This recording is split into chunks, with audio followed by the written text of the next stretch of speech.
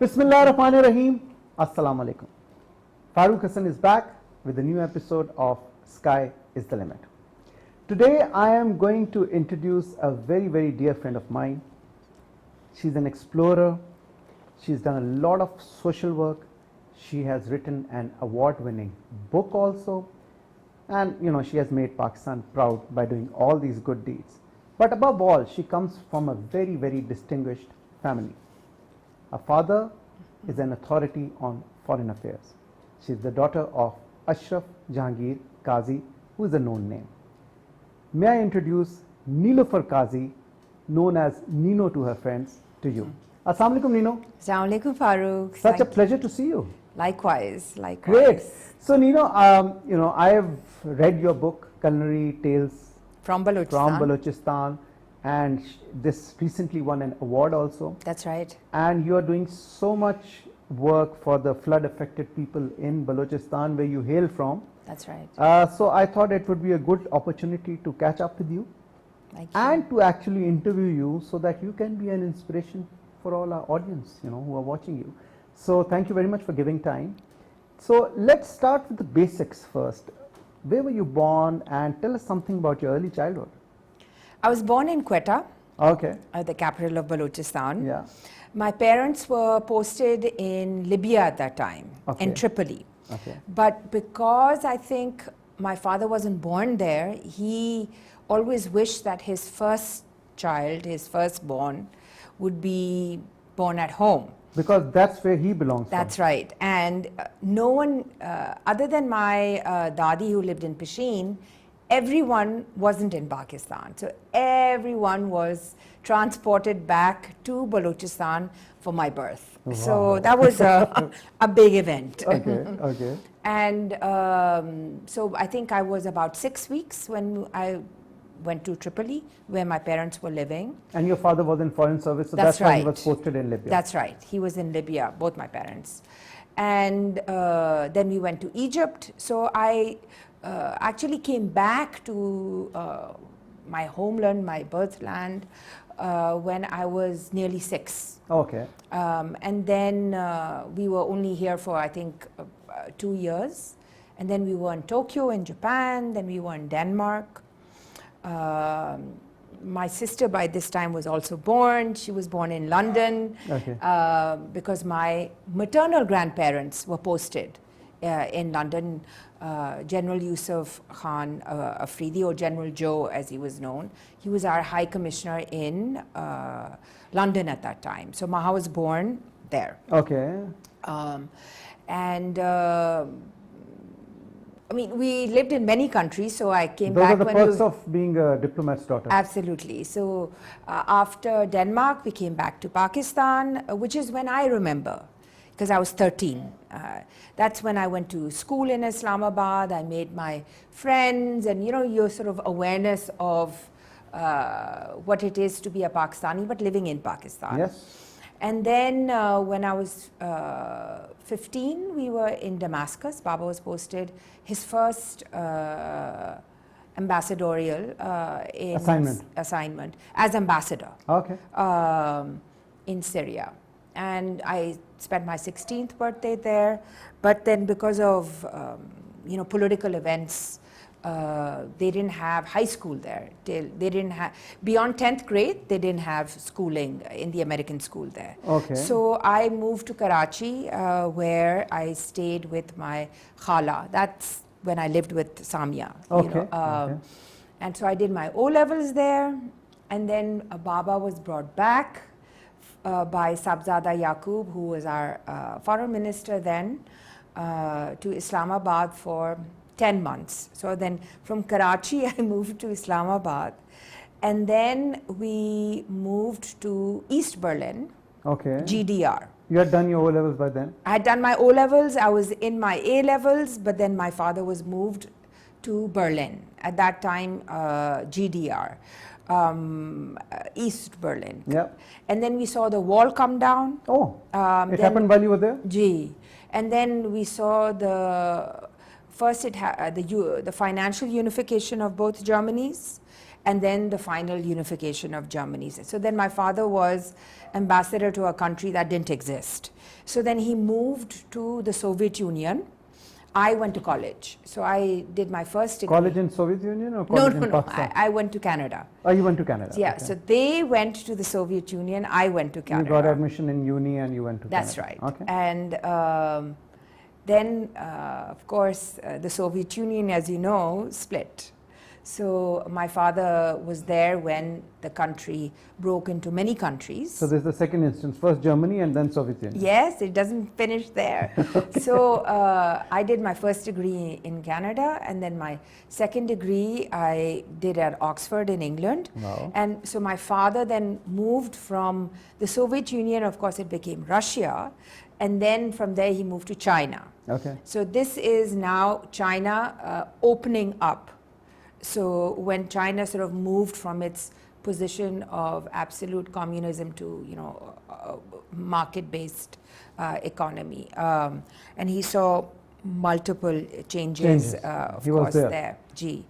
And then I obviously finished my second degree, and then I moved to London, and I worked my first job. With Shell, the What oil degree and did you gas do? company. I did what is called Oriental Studies, Islamic law. Islamic law. Yeah. Okay. So And then you joined Shell then I company. Yes, in finance. What a contrast. Well, you know, many companies come to universities like Oxford Yeah. to headhunt. Yeah, job fairs. So Shell offered a very good, you know, Lucrative package, and for a first job you found it. Yes, you know, so But before you go into the job, Gee. what kind of a student were you? Were you the teacher's pet, the very brilliant top 3? no. Or were you an average student and, you know, just No, I having think fun? I was above average. I always had A's, but Okay. Not the topper. no, because I was always involved in social political activity. What about Always. extracurricular, like sports? Not really. Not really. You're more into this socio-political. That's right. like, okay. So while in Canada, if you remember, you know, they have a province which, like, you know, has been seeking independence and, you know, like, not separation, but on the basis of language. Canada, you know, is an English-speaking Yes. country, but it also has a French-speaking yeah. Quebec. Yeah. So they have had referendums, you know, constantly. Quebec City. So, well, city is actually a you know, like a Part of town, but town. it's a province as well. Yeah. So while I was in college, there was a referendum Okay. to remain or to not secede, but to have more independence. Okay. So I was very involved in the remain, meaning they must stay. Stay as within part the of Canada. Yes. So, and that, you know, of course, you know, that opens up with the idea of what is self-determination, what are the deprivations, what are the issues that the average person is seeking, why would they take such extreme measures. So these are the kinds of things that, of course, resonate. You know, these things are also, you know, like, very familiar in Pakistan. So I think as a young student, you know, like I was always involved. And of course, rights-based issues, you know, women's rights, legal rights, and then minority rights, because you don't think, but in Canada, you know, you have indigenous populations, you have so many immigrant communities. So I was always fascinated and interested in rights-based movements and politics. So you from a must very be- young age. So you must be an extrovert then. I am an extrovert. You're an extrovert. You must be having a lot of friends and, you know, making friends everywhere you go. I am a curious person. You're a curious person. Yes, I Okay, am. okay. That's an interesting way to define it. Okay, so you got your first job Yes. with a multinational oil company and gas. And gas. And how long did that last? About 3 years. Okay. they made us, because I was in finance, I have no idea why I accepted finance, Okay. but they made me do accountancy exams, ACCA. So we had to study. I mean, I thought my job would give me freedom, but Study to rise. so you had to study and become an accountant while you're working 9 to 5 okay. and while you're traveling, because the gas fields in England, as you know, are in Scotland, you know, in the North Sea. So I was constantly going to Glasgow, Edinburgh, very rarely, but where the gas fields are. So it was a completely new experience, you know, like going to the gas fields and how does the gas business work and what's downstream, what's upstream, and what is, you know, that whole, it, also from a financial point of view. But we were also going through an extremely big pivot in the oil and gas industry, because the environment for the first time had become an enormous factor. You know, the gas spills, the oil spills were no longer an acceptable, you know, occurrence. So there were financial penalties. So these companies were now adopting green, you know, laws and technologies and considerations. So that of course fascinated me, because that has a different kind of rights-based approach, because the Mother Earth and our planet finally became an issue for the corporates, you know, and they wanted new kinds of people in senior management, you know, and I think that's why, because my degree was not, you know, geology. It wasn't finance, it wasn't economics. So they wanted a different perspective. That's right. But foreign service never inspired you? Your family, like your dad and, you know, your elders, you have a lot of people in the Foreign Office, yes. I think because of that experience, it is very rare to have Foreign Office kids to join the Foreign Service. Really? Because it's a very disruptive. Yeah, because every 3 years, 4 years, you have to move, pack up, you know, change your environment. And in our case, I had 5 schools in 5 years. Oh, okay. So, you know, it's more than, you know, I lived in 13 countries. But you must have made so many good friends in all these 13 Of countries. course, the life experiences and your ability to thrive in any circumstance, you know, is natural. It becomes natural. You become adaptive. Yes, yes. And resilient. Resilient, absolutely. And which country did you like the most? Where did you make the best of friends? There are many, but I think both for Maha and I, Japan, Tokyo, as children, very, very special space for us. Really? Yes, and Syria, Damascus. So only 2 sisters, no brother, no male figure to... No, we have cousins. You have cousins. But, yes. but while you were living abroad, like, did you find any difficulty in any country in, you know, coping around or moving around and anything like that? No, not at all, not at all. all. Good. Yeah, I don't, our families are very, I think, progressive, you know, family. And let's not forget, both my grandmothers are, you know, icons in their own right. Yeah. And although, you know, there's enormous respect and love for our grandfathers, but I think the fulcrum in both sides of the family lies were in the maternal grandmothers. cancer. Okay. And what about after your oil and gas company experience? What did you do? Then by that time, my father now was High Commissioner in Delhi, in India. Wow. So I thought that, you know, they'll be getting posted out after 3 years. Little did I know. So I was very keen, as most Pakistanis would be, I want to see India. The other side of the fence? And, you know, I want to travel in India. I want to, you know, experience India, because when will I get a chance? So I resigned from Shell, to my father's dismay. But I wanted to, you know, experience India. So when I realized 3 mahine, 6 mahine, oh, they're not leaving. Then I decided to start working. So I worked with Ford Foundation, and then I worked with the Dalai Lama. He had a foundation on... These are both NGOs, right? Yes, they're non-governmental organizations. And so with the Dalai Lama's foundation, doing social work, peace and security. peace and security. So to bring together South Asian countries on common interest. Okay. To promote peace and security. Okay. So that was fascinating because Okay. then I traveled to Sri Lanka, of course, all of Southeast Asia. Gee, like the SAARC countries. Okay. And so that was, because it's a very different experience, when you are working and getting to know people, because you're every day and your colleagues and, every day, because as a diplomat or as a tourist, you only see one or two dimensions. Yes. But when you are living there, and working, then there are a lot of other things that you pick up. Exactly. Cost of living, the and people, also the culture. friendships, and you explore in a different way. We had cricket, like I'm crazy about cricket. So everyone is. Yeah, in Pakistan.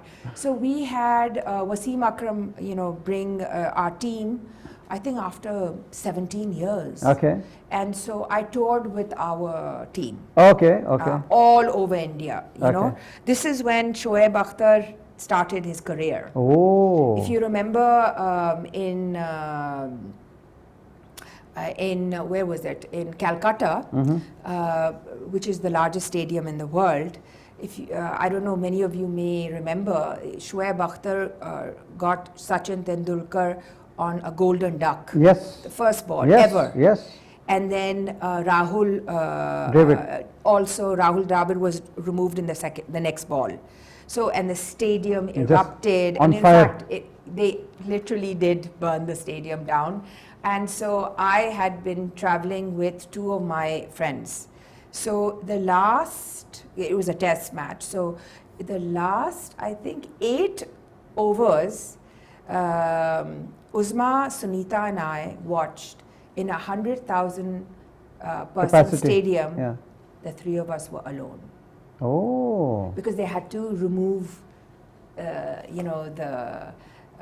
the spectators because they had become so rowdy. Yeah, sports should be treated like sports, and there should be sportsman spirit, as you mentioned. So, where did you go after this Indian tenure? Well, I was very keen to come back to Pakistan because by this time it had been nearly 20 years that I had not lived in Pakistan on a trot, and we thought Baba was going to now retire, but I think we were in Pakistan, I'm not sure, 6 weeks. Okay. And then he was sent to America as our ambassador. Yeah. Yes. So I thought, okay, fine, you go. I don't need to. I mean, I haven't lived with them for so long anyway. But my mother was not keen I live in Pakistan alone. Okay. So she took you. So I went kicking and screaming, frankly. Okay. So I worked, then I of course got a job there with Johns Hopkins University. Okay. They have a public policy section, School of Advanced SICE, School of Advanced and International Studies. So I was part of the South Asia faculty. Then I decided that I would fundraise, and I set up the Pakistan Studies program. Then, like an endowment. So we brought professors from Pakistan to teach at SICE. Wow. I introduced Urdu as a language because South Asian studies in America tends to be Indian studies. And, Hindi is taught, the professors tend to have a focus on India, and Pakistan is by the way, So I didn't want those kind of professors teaching the course. So I said, Pakistanis will teach Pakistani studies. And, because they will have a focus, which is other than terrorism and the general politics and geopolitics, so the economy, the culture, the language, the diversity, understand Pakistan and Pakistanis in its depth, diversity, like any other place, Makes sense. And it's important that the Americans, understand Pakistan other than 2 lenses, The actual and that perspective. has to start from and has to begin from academia, right? You know, because public policy in America is very influential on those who are in Congress, you know, the Fair Senate enough. and the Congress. Fair enough, fair enough. And SAIS is a very, very influential public policy school. Okay, okay. And, So, and then, of course, the earthquake happened. The 2005 earthquake okay. happened, and that was it. I told, you know, my parents, enough is enough. I'm going back to I'm Pakistan. going back. Okay. So I came back. I had fundraised for Pakistan, Being in States. of course. Yeah. So I came back with money, Okay. and you know. You went to those devastated areas? Yes, yes. I used to spend 6 days out of the 7 there. Okay. And then because the donors would see me everywhere, so GTZ, which is a German donor, Yes. said, why don't you work for us? Mhm. So I said, sure, as long as, you know, it's earthquake related. So I did a consultancy with them, because obviously one needs to earn as well.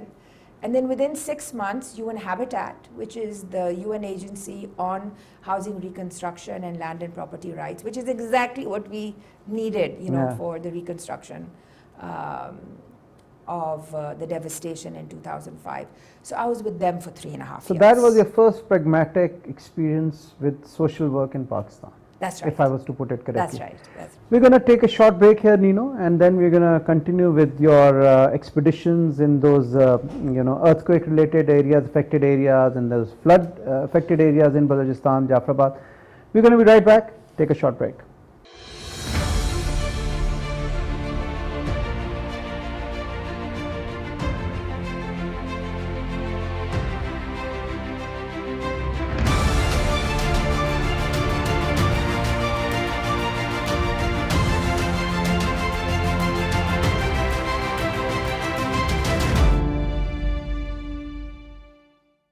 Welcome back to Sky's the Limit. I'm FAROOQ Hassan, and I'm in conversation with Nilofer Qazi, known as Nino.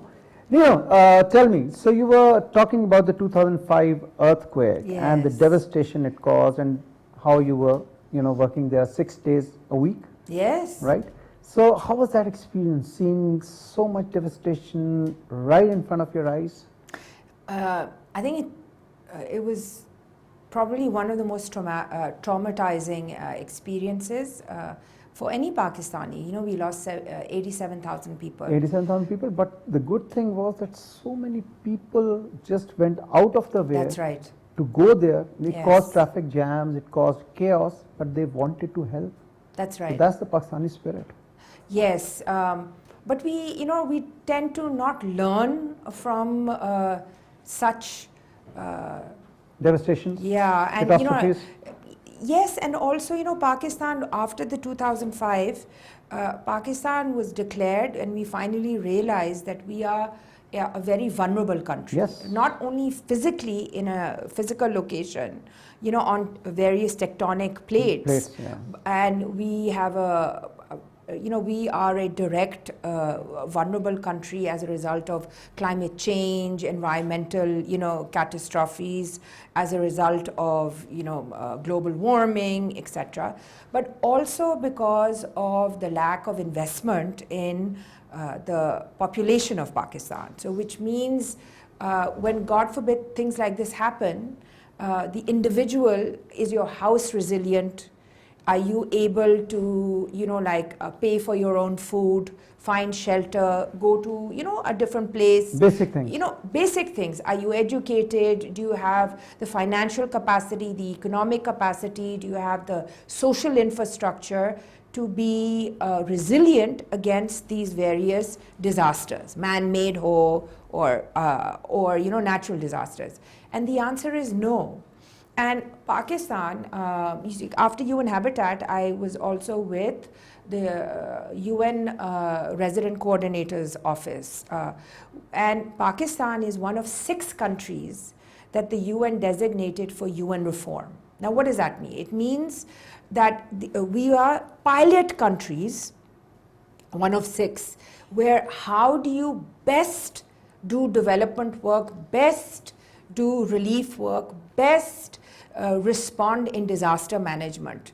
Like all the systems in place, the donors, the government, the civil society, we work in a system where, God forbid, when something happens, we know exactly what to do to maximize the best outcomes. The laid out SOPs. So since 2005, now we are nearly 20 years since then. Yeah. And we've had multiple disasters, unfortunately, Floods. since then, both man-made and natural since 2005.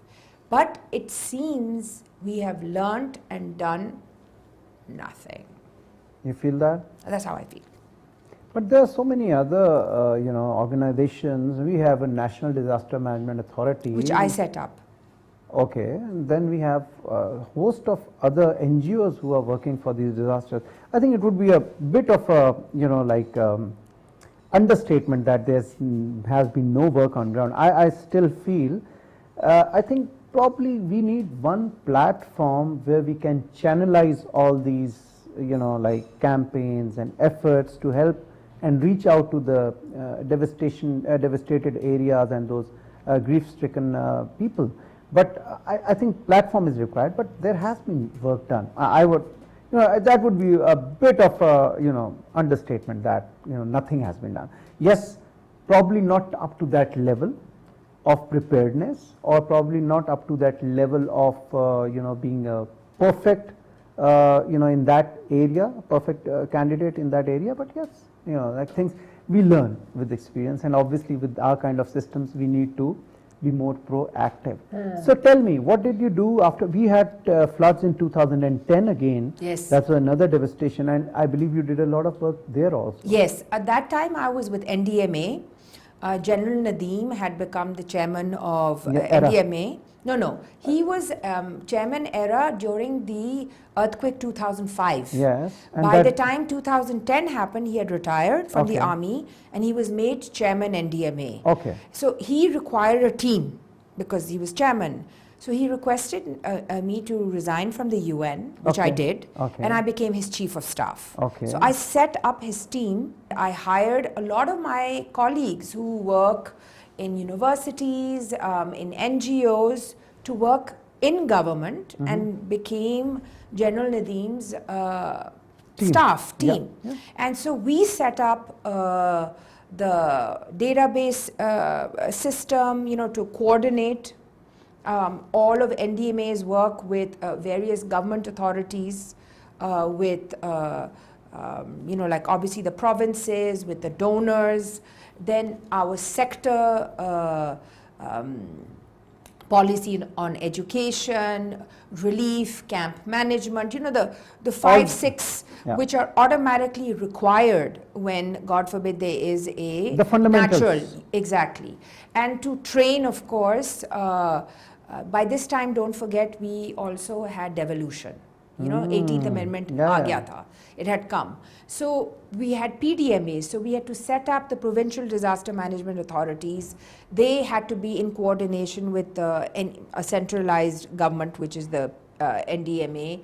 And then then the districts, we were imagining we would have devolution further. So we had DDMAs, so the district coordination officer had to be trained, and how to mitigate and how to first respond, God forbid there was an event, what will happen to the communities, So it was a huge task.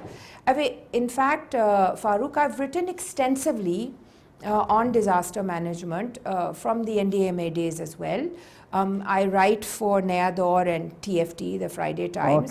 So I think I have about 15 articles out there, and specifically on also disaster management during the 2010, since 2005, 2010 and up to 2022. So your experience of 2005 working in that devastation, the earthquake one, must have helped you a lot. Of course. In the NDMA days. These are built, yes, of course. So in fact, General Nadeem picked people, from government, from, NGOs, from the UN, technical expertise, because we all had disaster management experience. Okay.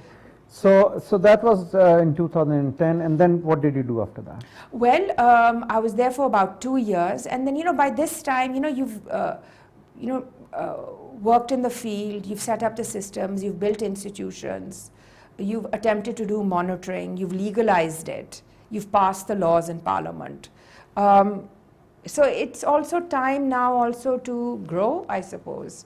So I wanted to do something very different, like a pivot, and I started exploring more cultural aspects of Pakistan. So I was curious about exploring themes and issues, which are maybe if I had grown up here, I would have, Okay. That was that gap yes, in your... yes, yeah. Okay. So I was, so the world of Urdu and the world of English-speaking Pakistanis. So I started filming writers, authors who wrote in both languages and see what is the difference, like who's the audience, what are the topics, are there many Pakistans, what is Pakistan, so I made that was your curiosity part that... Yes, but I documented it. You documented. So in a 2-part documentary. Then also, what is culture in Pakistan? So I did another documentary where what is perceived to be culture in Pakistan. So that was a very interesting looking at the world of artists and what is art and what is so that was a very interesting phase. Okay. And then while I was doing that, I realized, I'm a foodie. We all are. And with all these travels, and I realized that a lot of the amazing Pakistani food wasn't in the restaurants and hotels and the dhabas and the motels where we were staying. Mm-hmm.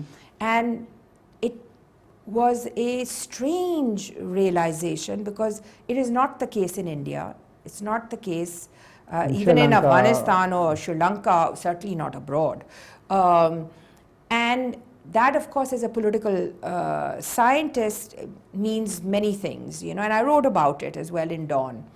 But it also made me realize how invisible many parts of Pakistan's rich, diverse culture is. Yep. And especially food. And that was like, a little shocking, so I wrote about it as well. And then I thought, this is something I could contribute. Yeah, this is something I could, work upon. So Pakistan does not celebrate its diversity. No, you're absolutely right in that respect, that we've got such a diverse culture, we've got so much diversity in people. There are so many unsung heroes, and that's what I'm realizing while I started this program, Sky's the Limit, that there are so many Pakistanis who are doing amazing work internationally, locally, which people don't know about. And one of the basic purpose of this program is to actually highlight try and highlight most of those people who are doing such work. Where we always celebrate sung heroes, but there's so many unsung heroes, whom we need to celebrate also. Yes, I think the ethos of, what do we appreciate, what do we prioritize, what do we celebrate, that I think we need to start thinking about. You went to New York also, like... That's right. So at this point, because I was dejected, I have to be honest, that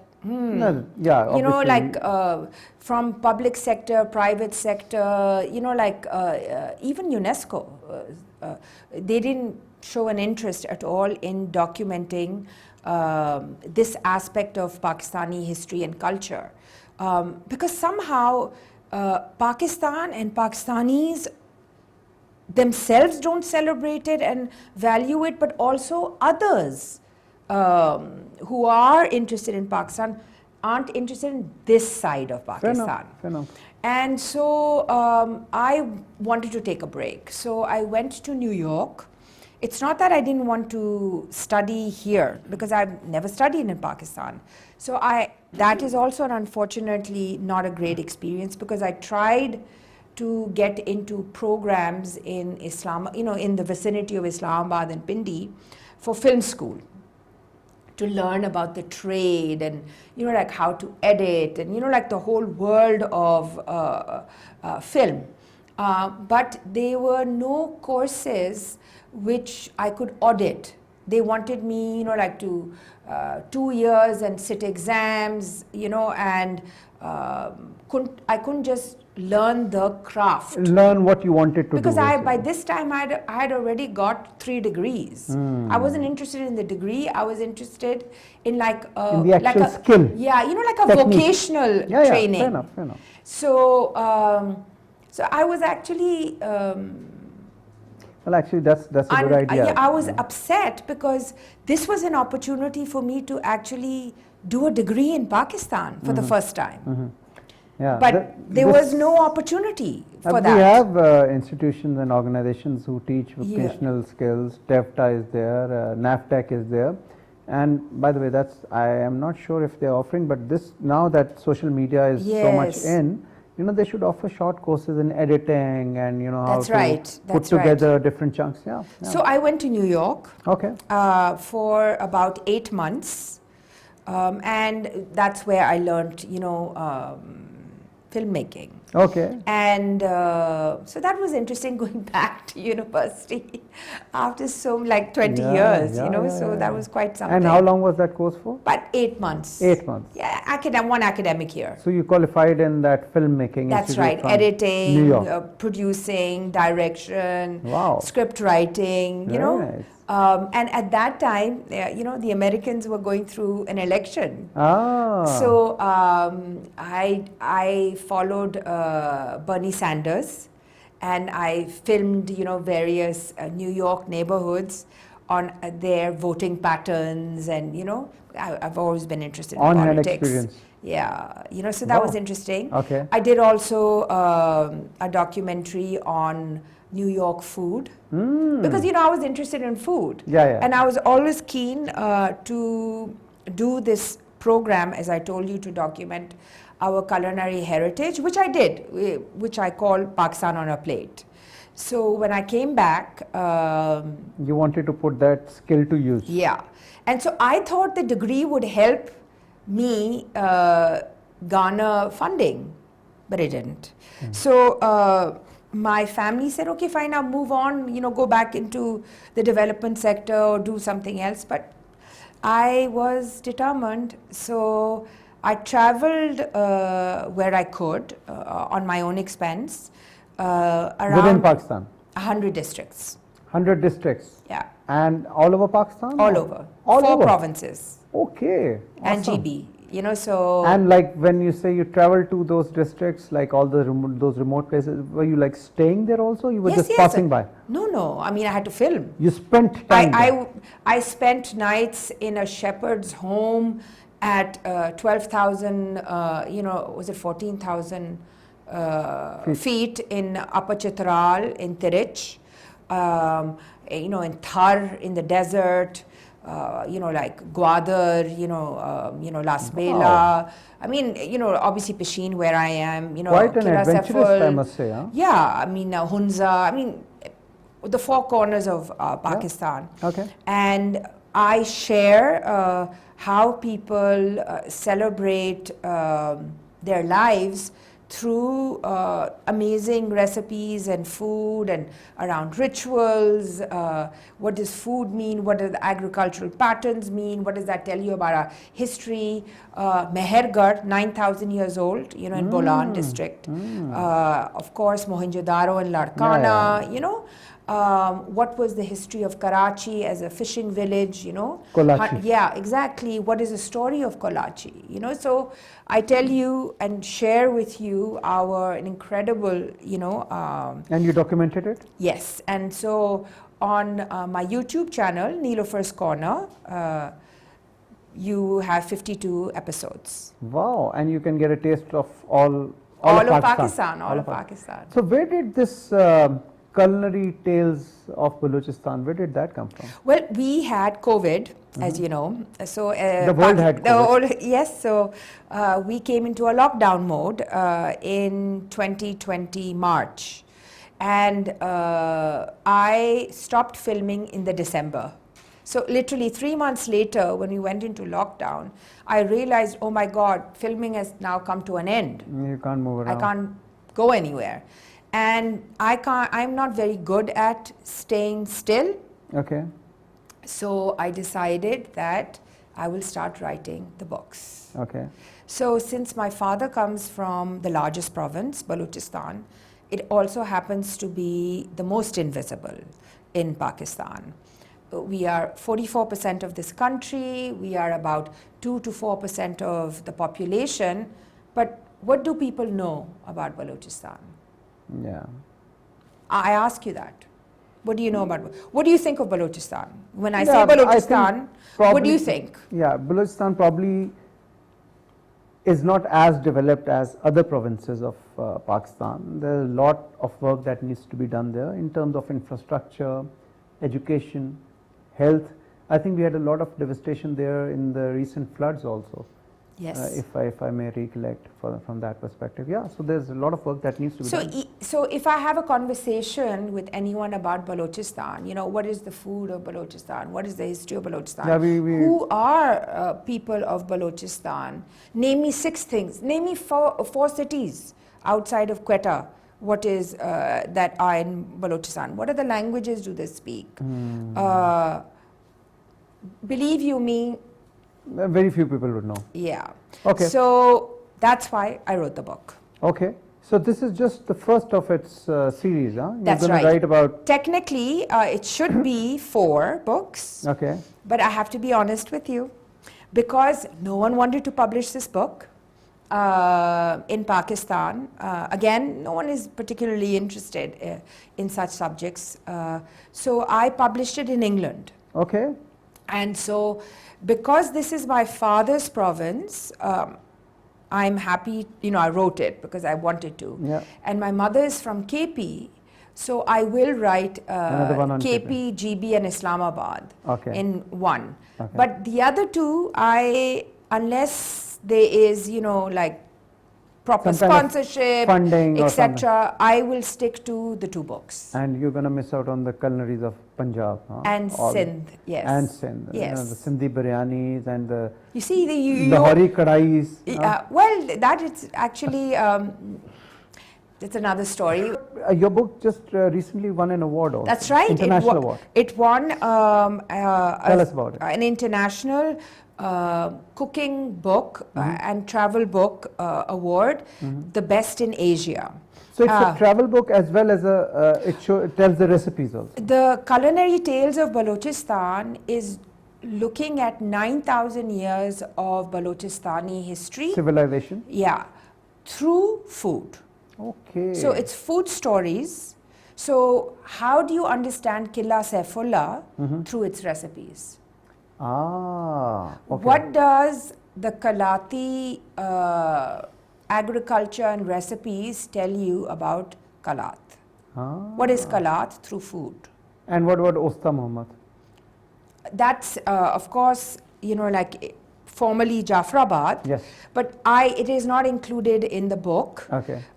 Because I didn't go to every single district. And okay. by the way, when the book was being written and published, Usta Muhammad hadn't actually become a district. Oh, it was okay, still okay. Jafrabad. Okay. As you know, it's just recently become, you Yeah, know, yeah. So that's a quite separate. an honor that this book won an international award, and I would definitely urge all the viewers to also. This is available in the market, right? In Islamabad Yeah. and in the bookshops and Liberty, you know, Liberty Books Yeah. online. So you can order online. Yeah.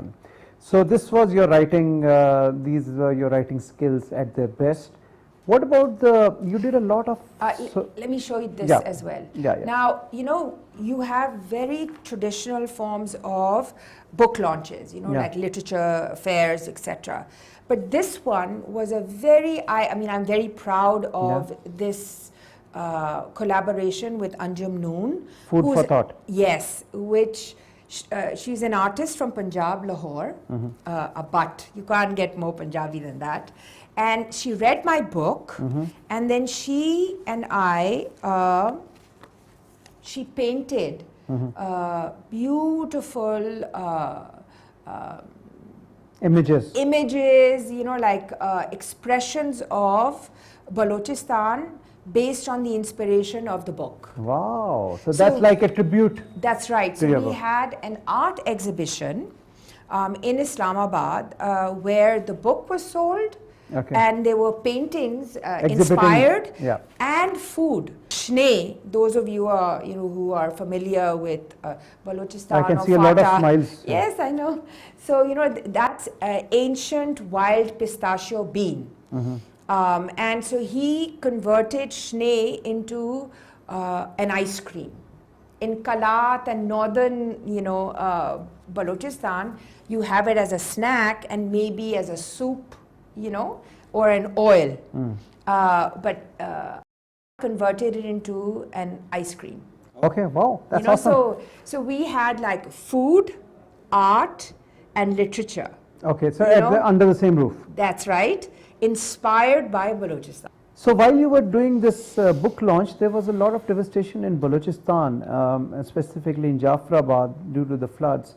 And I believe you did a lot of work there also. You were, very instrumental in getting a lot of houses reconstructed and refabricated houses. Can you tell us a bit about that? Well, as you know, Pakistan had horrendous rains, 60 days of rains in Sindh and Balochistan, which affected both these two provinces. Of course, KP as well, but not as much. The massive devastation happened in Sindh and Balochistan.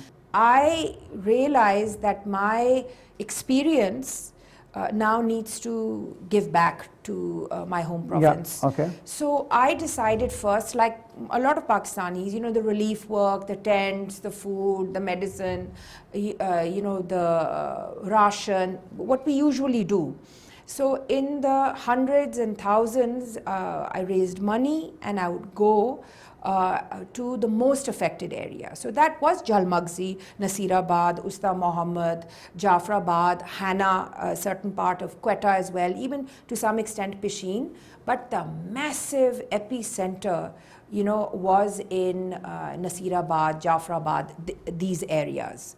So for the first 10 months, it was all, carpet giving to the displaced people, I think I set up about 20 medical camps, water tankers, for clean drinking water, as you know, many people. And you were doing this alone, or did you have a team, or like No, donors? I mean, I did it alone, but I used infrastructure first of Balochistan Rural Support Program, which I was very grateful for, and then I have switched to Strengthening Partnership Organization, SPO. So the manpower and the woman power, which you need for logistics, like to help set up the camps, the cars, going, I have to be taken. But the funding, the goods, the money, the planning, and of course writing all the articles so people see and feel what is going on in Balochistan firsthand. So I would write from Gulnaz Bibi's point of view, Pathani Bibi's point of view, or the children's point of view. And the waterborne diseases, the malnourishment, the devastation of the rains only exacerbated the human development crisis that exists over here. So now at this stage, we are 11 months since the floods and rains. I have decided to build back resilient homes in 6 villages in Jafrabad. So the homes are pakka, they're made out of brick, they are designed by, let's not forget I was with UN Habitat, so I'm aware of disaster risk reduced housing, waterproofing, and like flood proofing and insulation, indoor plumbing for water and sanitation. So dignified living. Yeah. So I have basically effectively adopted 6 villages. Okay. And we are going to build homes. We've started with a portfolio of 14 widows. They own their own land. So that's very key. It's a very, very important criteria for me. Okay. So you're That just we building build houses. in homes where the women They own the land. and if they don't own the land, I facilitate that process. In buying that. Okay. And then we will build literacy centers, because these are areas where there is 100% illiteracy. Okay. So Not you want- 95%, you wanna build not schools there? 99. So no, not schools, literacy centers. Okay. There's a big difference between education Yeah, and literacy. yeah. They need numeracy, literacy, life skills. You have 17-year-olds, 50-year-olds, and 6-year-olds who are equally uneducated. Ah. What do we do? Yeah. Okay. Yeah. Schools won't solve that problem. You're right. And then of course, income generation programs. So we will also be introducing a cottage industry in each one of these 6 villages. So they're able to earn money, learn a skill, and hopefully, build some resilience and dignity and Support themselves in a decent manner. and also a sense that they can do something themselves as well. I'm hoping that I have been blessed that many people's zakat money have come, and I have been able to donate towards these efforts. That's so amazing. I besiege and request those who are interested in building back better lives for those who are most invisible in Pakistan to get in touch and donate generously. Like, do you have a And, website or? well, if you look at my Instagram, Nilofer's Corner, if you look at my Twitter account, NINOQAZI, Nino Qazi, and if you read my published work in the Friday Times, Naya Daur, I write and publish and share exactly what is happening. No, that's a very noble cause. And that you you're will working see for. through this program also. Yeah. No, the best thing, Nino, is that all of us we feel a lot for Balochistan, because Balochistan is as integral part of Pakistan as any other province, and we do realize that probably it's lagged a bit behind in development as compared to other provinces, and we would definitely want it to see it flourish, prosper, and we would want to do something whatever we can in our capacity. And I would also urge the government authorities, we have some very good officers working in Balochistan now, to actually come forward and support initiatives like this. Anything you'd like to, we have paucity of time, it's been lovely chatting with you. Thank but you. anything you'd like to say to the youngsters, to a lot of youth who's watching the program right now? Prioritize education, don't be lazy. Civics is very important, be polite, look after your communities, but pay attention in school and be educated. Wow. Education is the key to every single door. Absolutely. So you cannot give up on education, and there's nothing wrong in being a foodie. Live your life. That's what I would like to add on to what Nino just said. Nilofer, such an absolute pleasure talking to you. Thank you very much, FAROOQ, and for the opportunity. I wish you all the best with all those endeavors and all those initiatives that you're doing for Balochistan. Thank you. We would all like to contribute in that. And with that, viewers, we come to the end of this episode of Sky is the Limit. Inshallah, I will see you in another brand new, exciting episode of Sky is the Limit. Till then, Allah Hafiz.